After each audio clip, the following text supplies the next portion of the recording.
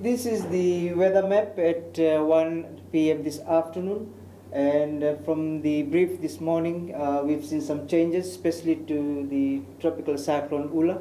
And now tropical cyclone Ula has intensified and transformed itself into a category 2 system. It's moving southwest at 10 knots. The tropical depression 07F is moving at a faster rate than we saw this morning, and it is moving to the southeast and expected to pass Fiji by tomorrow. We've got another trough of low pressure approaching to the country from the west of the group, and associated with its cloud and rain is affecting the group at the moment, and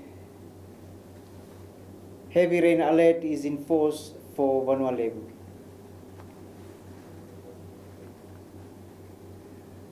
On the satellite map, we can see that this is the TD07F, and that's the TC Ula, and as we see it on its projected path, TC Ula is expected to come down to the southwest and be just close to Vavau in next 24 hours, and then in next 48 hours it's expected to lie just west of northwest of Vavau. So this is a threat map. So the threat map shows the extent of areas of gales and strong winds. So it is just only reaching up to just west of Vavau.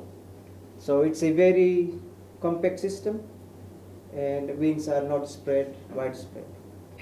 At 1 p.m. today, tropical cyclone Ula was located near 15.4 south and 167.8 degrees west, or 460 kilometers east-southeast of Apia, and it was moving at 10 knots.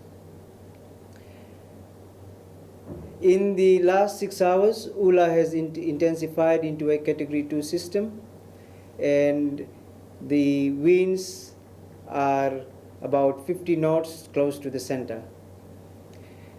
The system is expected to maintain southwest track for next 24 to 48 hours, and on its projected path, it is expected to lie east-northeast of Vavau, Tonga at 1 p.m. tomorrow, or 180 kilometers northwest of Vavau at 1 p.m. on Saturday.